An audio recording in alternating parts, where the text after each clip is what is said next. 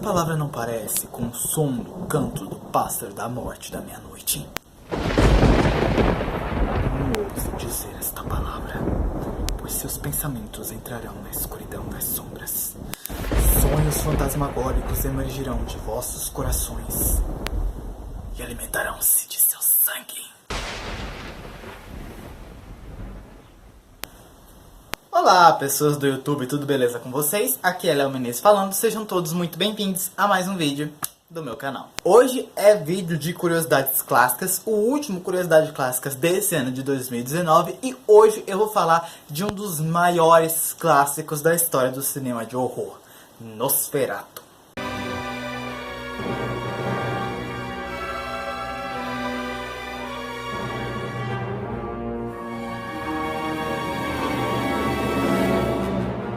Dirigido por Frederick Murnau e lançado em 17 de fevereiro de 1922, Nosferatu, and Symphony des Greuels é não só um dos maiores clássicos da história do cinema mudo de terror, como também a primeira adaptação cinematográfica de um dos livros mais clássicos da história da literatura de horror, Drácula, de Bram Stoker. O filme traz a história de um jovem chamado Hunter, um homem que trabalha numa firma imobiliária e que certo dia recebe a missão de seu chefe de ir até a Terra dos Espíritos visitar um conde poderoso chamado Conde Orlok, que está interessado na compra de uma nova propriedade naquela cidade.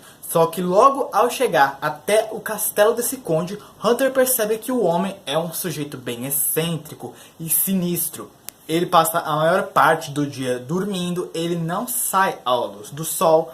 Sem falar que ele tem vários e vários caixões cheios de terra no porão daquela casa.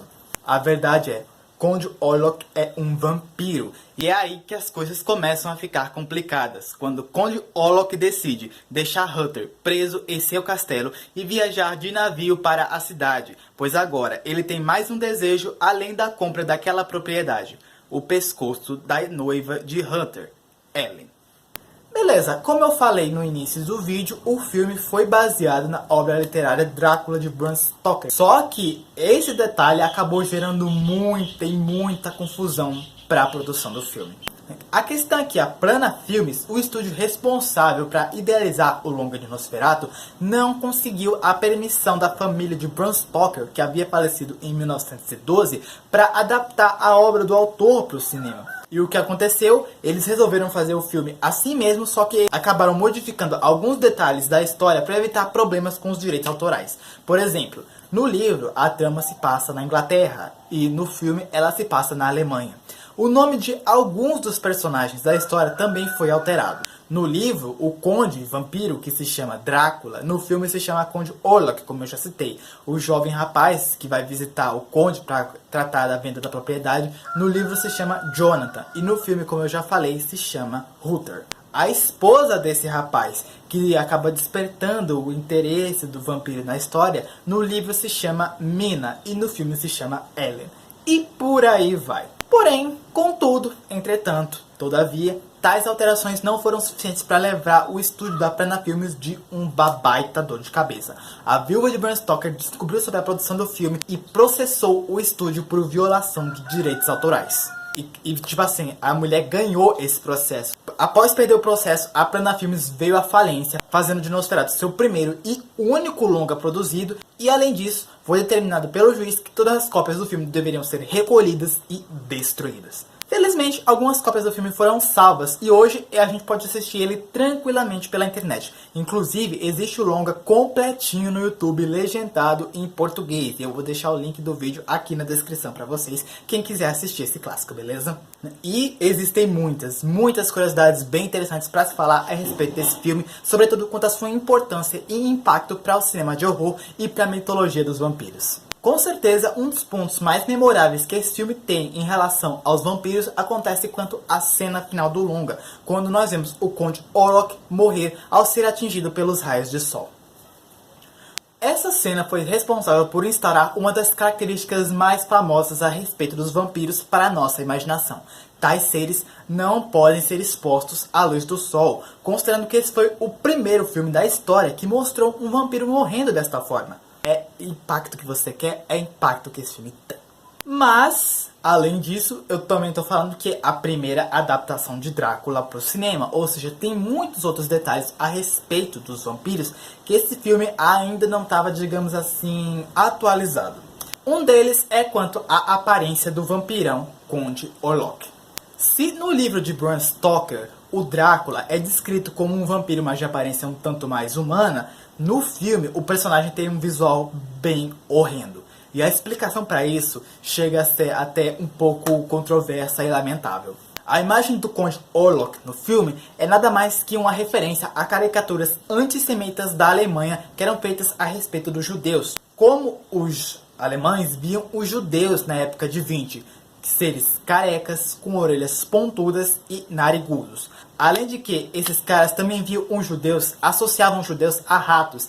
Um elemento que também está presente no filme de Nosferatu, né? Tendo em consideração que os ratos viajam no navio em que os caixões de terra de Conde Orlok viajam. O filme que foi o real responsável por instaurar a imagem de Conde Drácula que a gente tem hoje na nossa imaginação veio cerca de 9 anos após a produção de Nosferatu.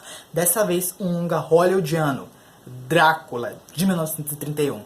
Esse é considerado com certeza o filme mais clássico baseado na obra de Bram Stoker e foi o verdadeiro responsável por transformar o livro em uma das obras mais populares de todos os tempos e o personagem no vampiro mais famoso do mundo, considerando que Nosferatu havia sido um sucesso e atraiu olhares para o livro, sobretudo quanto à polêmica do processo por direitos autorais. O vampiro aqui no filme, que é interpretado por Bela Lugosi, tem o visual mais famoso que a gente tem a respeito do Conde Drácula nos dias de hoje, seja por aquela capa negra, longa, com aquelas golas altas, quanto ao fato de que vampiros, além de serem monstros macabros e sedentos por sangue, também são criaturas sedutoras e elegantes.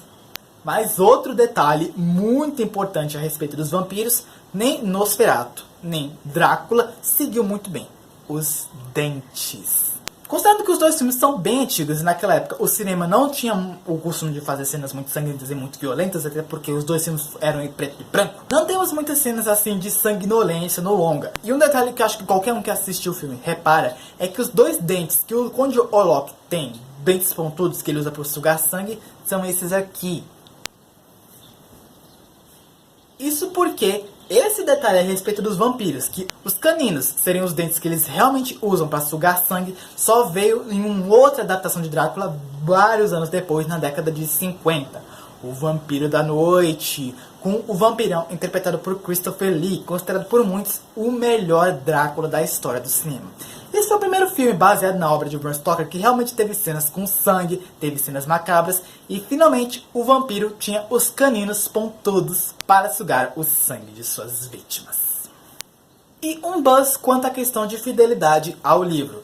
Tanto esses três filmes não seguiram a um detalhe que é quanto à verdadeira aparência de Drácula no livro de Bram Stoker, que além de ter uma fisionomia mais humana, é descrito como um homem de idade bastante avançada, sendo que, como eu já disse quanto à questão da aparência do Conde Orlok Nosferatu, os filmes seguintes de Drácula apresentavam o personagem como um homem de meia idade.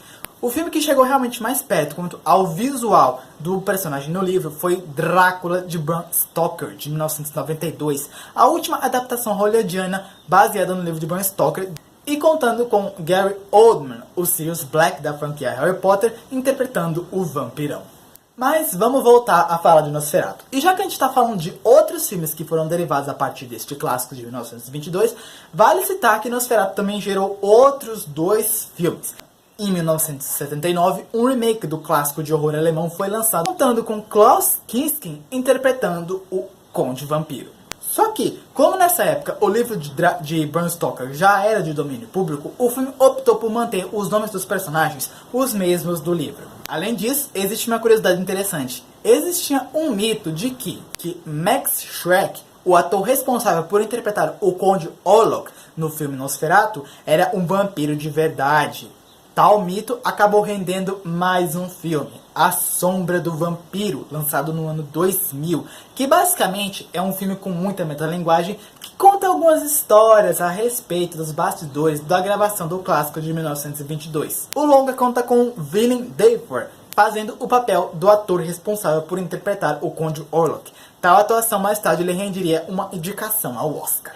É inegável que Nosferatu se tornou um clássico absoluto, um dos longas mais importantes da história de cinema de horror, e a imagem do Conde Olaf pode até ser considerado um personagem cult e um ícone pop. Várias obras famosas ao longo dos anos foram fazendo referências a esse grande clássico. Por exemplo, até o próprio seriado animado Bob Esponja. O Conde Olaf fez uma participaçãozinha bem pequena no final de um episódio do seriado chamado Turno Macabro. Se era você no telefone e você no ônibus, então quem estava apagando as luzes?